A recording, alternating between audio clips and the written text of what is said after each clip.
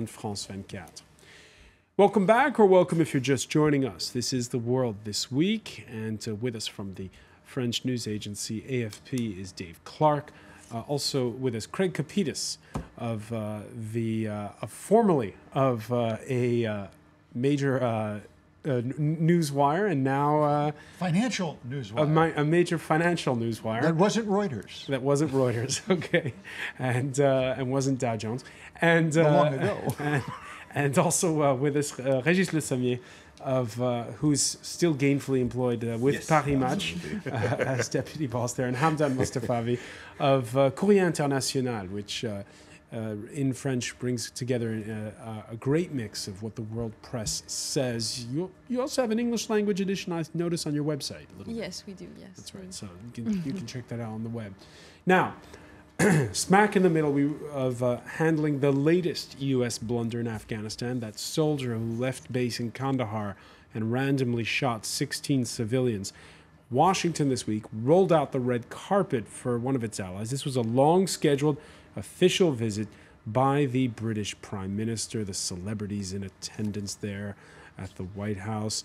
Barack Obama, whose father fought the old colonial masters in Kenya in the 1950s, has often seemed dismissive of the UK. And even though this time he deigned to quote Winston Churchill at the official banquet, he still got some digs in, like when he alluded to Britain's sacking of Washington in the War of 1812. It's now been 200 years since the British came here to the White House under somewhat different circumstances. They made quite an impression. They really lit up the place.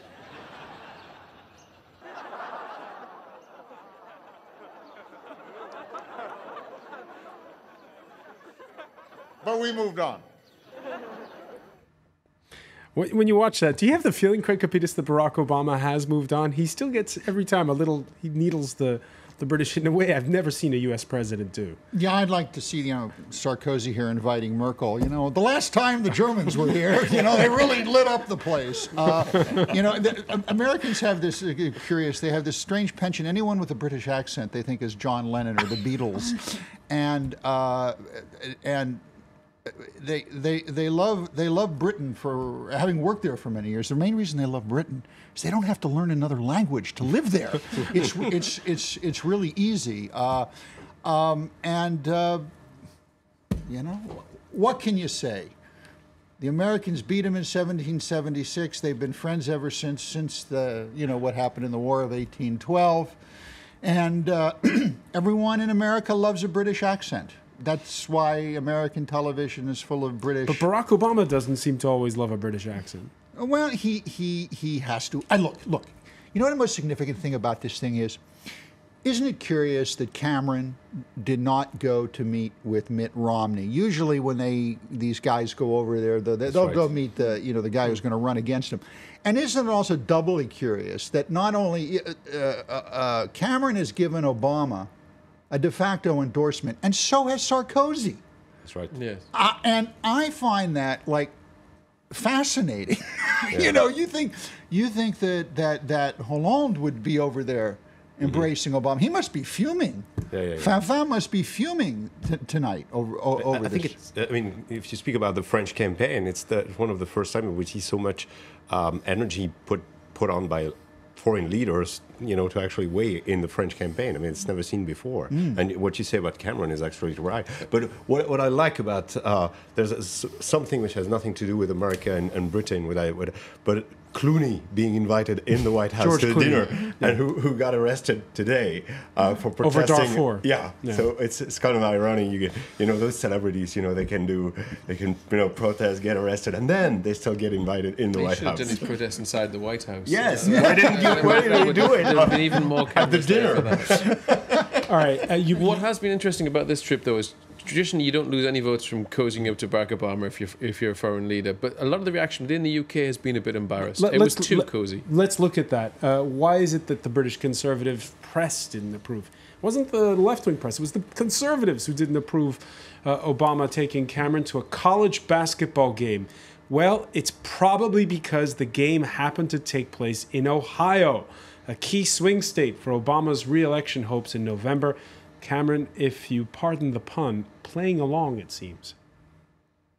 Very first time at a basketball game. What do you make of the experience so far? I'm enjoying it. It's fast. It's pretty fast and furious. It's hard to follow sometimes exactly who's done what wrong. Was our president helping you follow the game? He was giving me some tips. He's going to help me fill out my bracket. So, and he's going to teach me cricket. Yeah.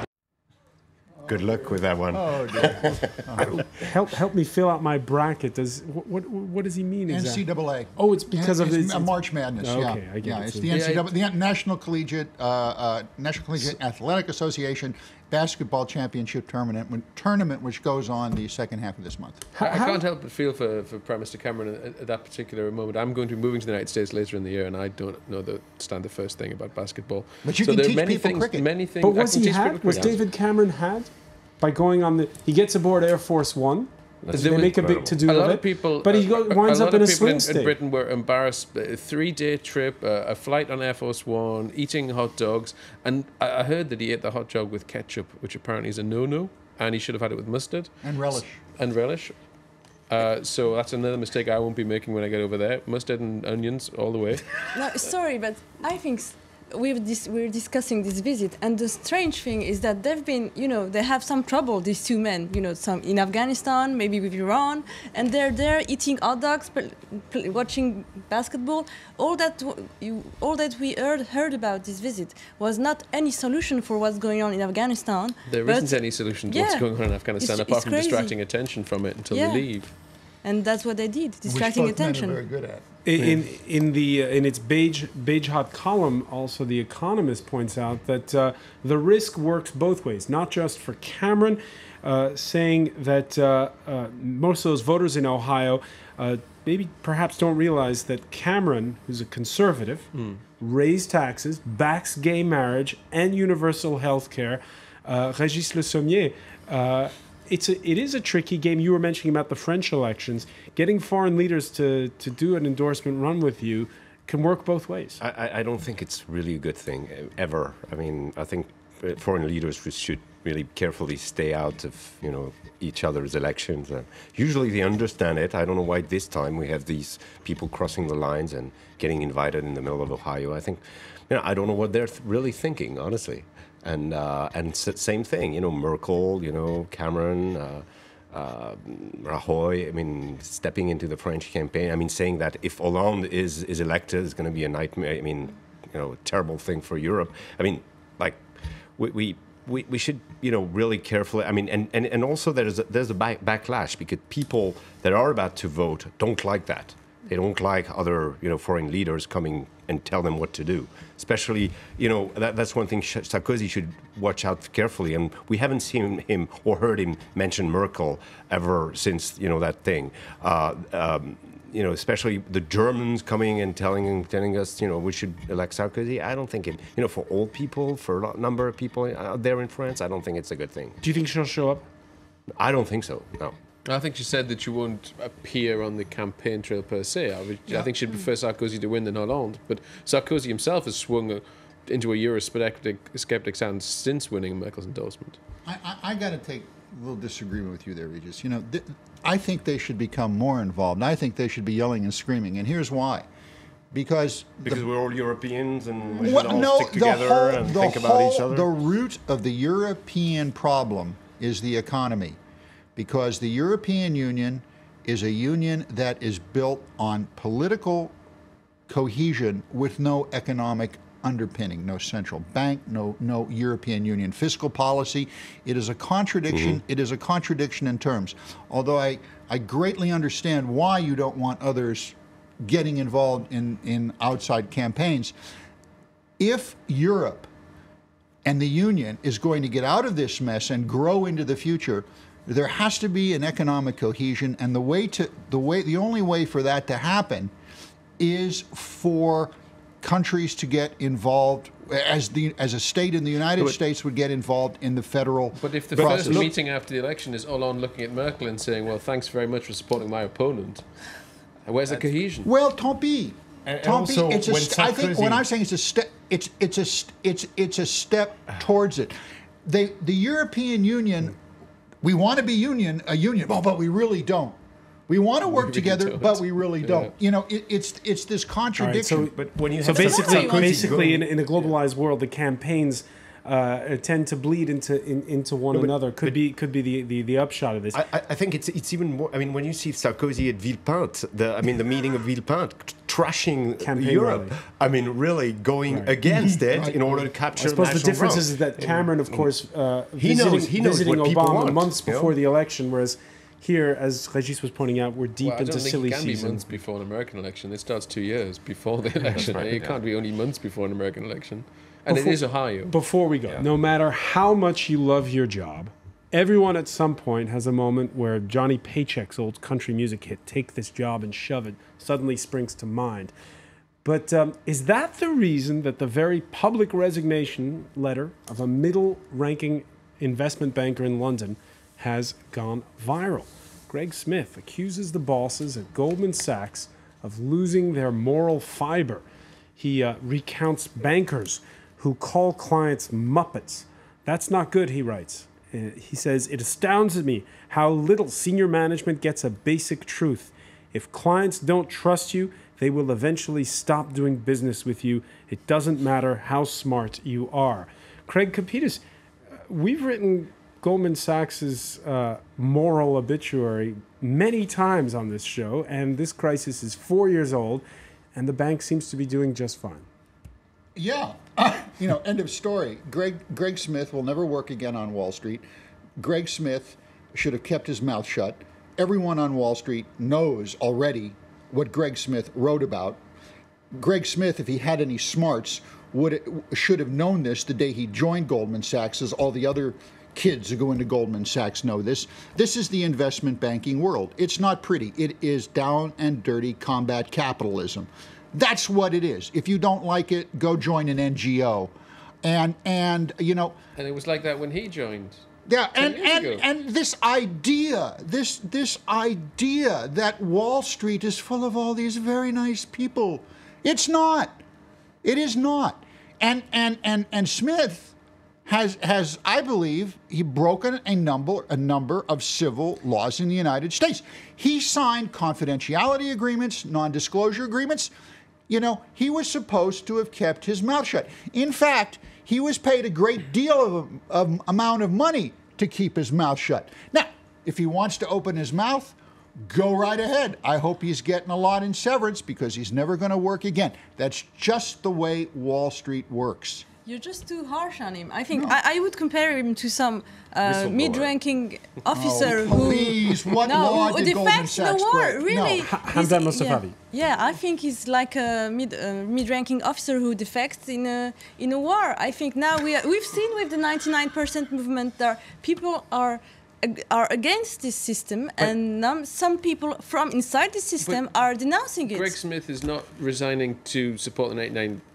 Yeah, he was upset that they were showing insufficient respect Yeah, but he's for the saying the clients system- he's of saying Goldman the Sachs. system doesn't the hedge work like funds that that. he were giving insufficient support to, in his view, at Goldman Sachs are within the 1%, the top half of the 1%. He thought that they should have given more respect to their investors. Now, apparently Goldman Sachs bankers call their clients Muppets. Well, I can tell you in journalism sometimes we have harsher words than that for readers, and we often have harsher words than that for advertisers. We certainly have harsher words than that for media clients if you work like I do in a news agency. I think that the way people talk in their offices is not the way they talk to their clients, and I don't suppose many of the clients at the kind of level he's talking about, the hedge funds he's talking about, suspect that everyone in Goldman Sachs comes in the morning and thinks of great ways of making their day happier. Yeah, but still, it's the thing that you know, but you need someone to say it from inside. That's true, but your metaphor of a middle-ranking officer, he has defected after the massacre. Yeah, maybe. He didn't refuse to carry out the orders Let me ask this, and bravely defect before the I'll put it to massacre. Régis Le Sommier. A lot of the criticism leveled against this manifesto was there's no apology, there's no mea culpa. If there had been, it's not a question of Greg Smith does not come clean about his own activities at the bank. If he had done so, do you think that it would have had a different response among those who follow the financial world? I don't think so. I mean, what we discover with I mean, funny, I don't know if you can call it funny episode, but is that it's worse than Gordon Gekko. I mean, it's... The movie Wall Street. Yeah, it's... They did learn the correct we kind of- But I know totally it's disagree. I mean, we don't talk trash about our readers. We respect our readers. We respect the people that do the content. Sometimes we can have harsh word And we for know people you in the respect advertisement. France 24 But- and the people who run this, and but- you respect the people. Yeah. No, And but- then when we're going to go get a drink later, you're going to give me an earful about the gumbos who run your outfit. But look, anyone who goes and does business with Goldman Sachs knows what they're getting into. Yeah. These are Okay, not. but now Yeah, the but you question, can just change- before we change go, your mind. this These is people really invented, okay. you know- We've gone beyond that, but why has this gone so viral? He's not revealing a state secret here. Why is this touch such a nerve? Okay, real simple. Because prior to this, there was a major article in New York Magazine that said that the Wall Street banking crowd was having some sort of epiphany, and they were considering cleaning up their acts and thinking more for the moral good. It was all manipulated baloney. And there were a lot of hearings in Congress where these fellows came in and said, yes, we're going to amend our ways, but it is all cosmetic talk. The nature, the DNA of the trading pit, of Wall Street, of an investment bank is not pretty. And And to the wider world, it might seem out of control. I mean, yes, and it makes for a nice copy. It was a very well-written story, but I would suggest to you, I mean, if you go to that very well-written op-ed, well, it was a terrific op-ed, and you take out Goldman Sachs, and you put in any other nasty company, I won't mention any names, but you take out Goldman Sachs and you put in another company, you're going to see the same thing.